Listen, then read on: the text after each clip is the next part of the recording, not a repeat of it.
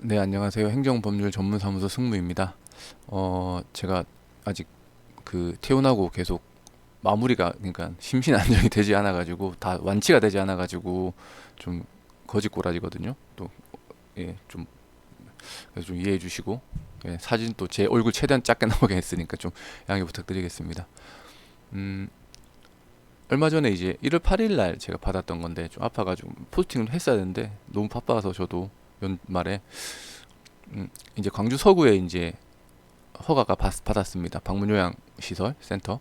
네, 이렇게 받아가지고 이렇게 인사드려고 했습니다.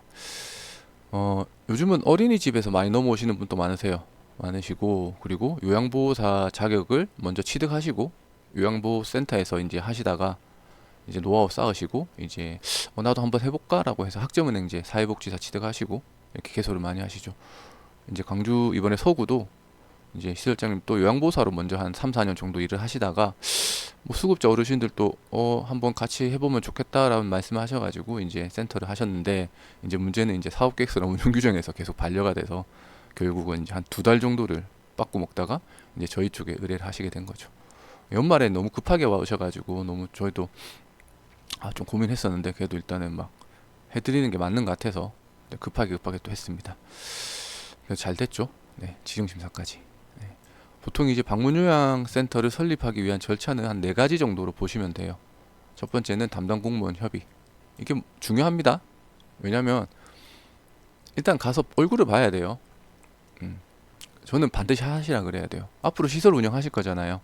근데 담당 공무원 얼굴도 안 보고 소리만 딱 던져놓고 나중에 지정심사 받으러 가면은 그거랑 그래도 계속 통화하고 조금 뭐 이렇게 협의하면서 하시는 거랑 다르거든요, 느낌이. 또 담당 공무원 또 솔직히 막말로 이게 좀 애매한 상황에서는 그래도 팔은 또 안으로 굽는다고 또 좋은 관계 유지해 놓으시면 또 도움을 많이 주시니까 또 그렇게 하셔야 됩니다. 가셔가지고 협의를 하셔가지고 이제 필요 서류 목록 받으세요. 뭐 인터넷에도 있어요. 있는데 받으시는 게 나아요. 인터넷에 있는 서류들은 조금 애매해요. 특히 지정심사 기준표 여기 나와 있잖아요. 이게 어디에 가면 구글이나 뭐 자치법규 시스템을 클릭하시고 여기 들어가면 나옵니다. 클릭해 보면 뜨잖아요. 자치본구 정부 시스템에 우리는 광주를 갈 거니까 서구로 찍습니다.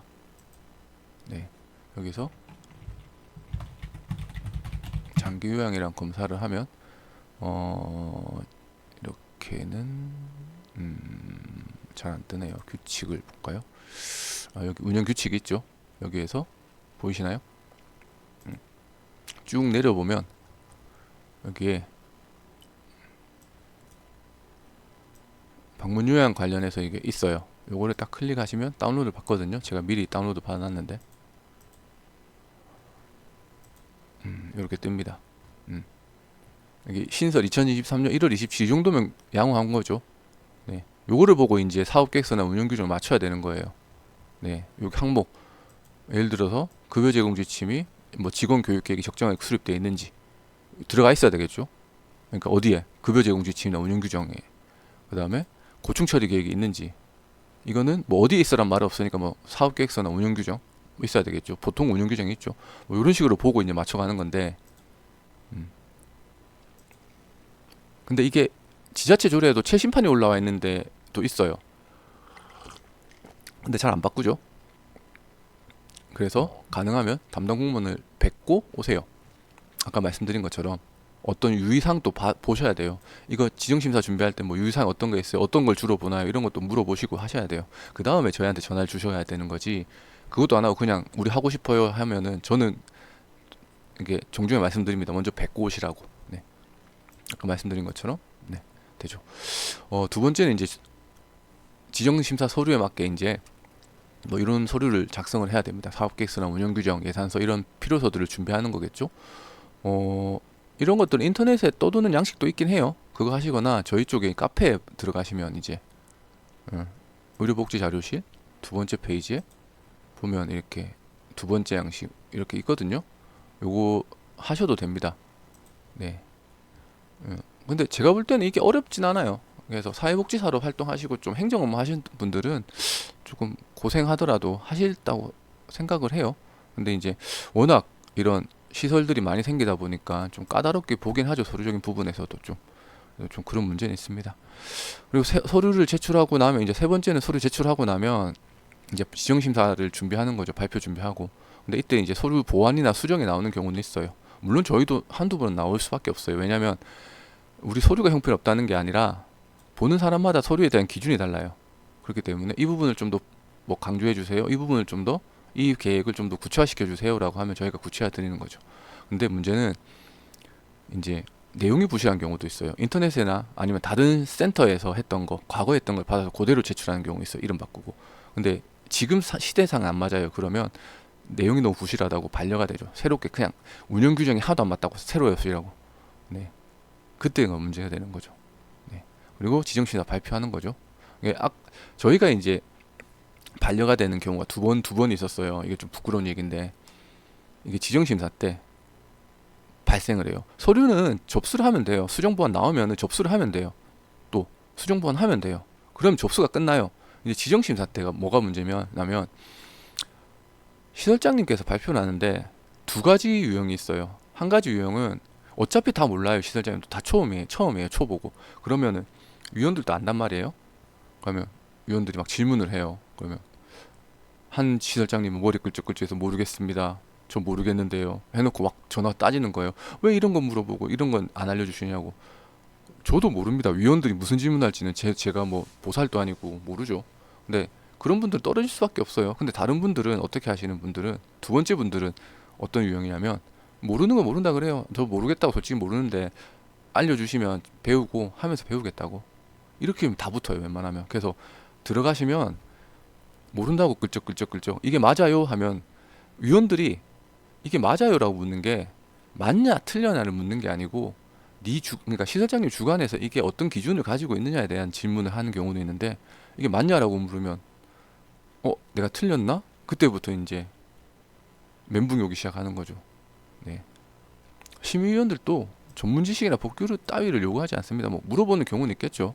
네, 근데 그럴 때는 아까 말씀드린 것처럼 네, 잘 모르지만 앞으로 운영하면서 최대한 많이 배우겠다. 한번 기회 주세요. 이렇게 하면 되는 거죠. 이제 그렇게 되면은 이렇게 장교양 지정서가 나옵니다. 좀 잘렸는데. 네.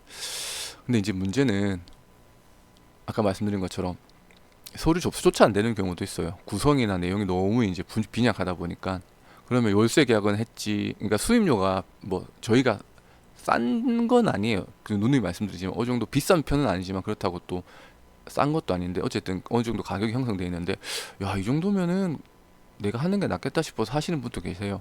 아니면은 뭐 한 20만 원 주고 그냥 양식만 구매해서 이렇게 하는 경우도 있고. 근데 그런 분들은 이제 월세는 내고 서류가 계속 되는 거죠. 이번에 이분 또 두 달 정도를 그렇게 하셨어요. 처음에 저희한테 한 달 전에 전화가 와가지고 지지난 차수 때 저 이 정도 됩니다라고 하니까 부담이 된다고 아유 비싸요 이러면서 내가 알아서 할게요 했는데 안 됐어. 다음에 또 했는데 또 안 됐어. 결국은 이제 1월달 심사해야 되는데 이게 두 번째 그러니까 1월달 심사 들어가는데 12월달 제출하니까 이것도 안 돼. 이거 안 돼요. 이렇게 해서 안 된다고 하니까 그때서 일주일 남기고 저희한테 행정사님 좀 부탁드릴게요. 이렇게 해서 하는 건데 그러니까 사업한다는 게 신경 쓸 부분 많습니다. 특히 방문요양센터의 경우에는 요양보호사 채용부터 하셔야 되고 뭐 여러 가지 수급자 어르신도 모셔야 되는데 거기에서 이 행정적인 부분까지 신경 쓰게 되면 결국은 사업을 하시기도 전에 발을 떼기도 전에 망하는 거죠. 망한다는 표현 좀 그런데 마이너스가 된다는 거죠. 그렇기 때문에 처음에 어쨌든 지출은 나옵니다. 월세 그 두 달 밀리면 그러니까 두 번 빠꾸 먹으면 월세 두 달이 거의 저희 수입료와 맞먹을 수도 있어요. 특히 서울권에 이런 수도권에 그 사무실 임대료 되게 비싸잖아요. 처음에 저희 수입료 아끼겠다고 하시다가 뭐 어디 저기 자료 짜집기 하고 하시다가 두 달 밀리니까 저희 수입료에 꽃배기가 나는 경우도 있고 그런 경우도 있습니다.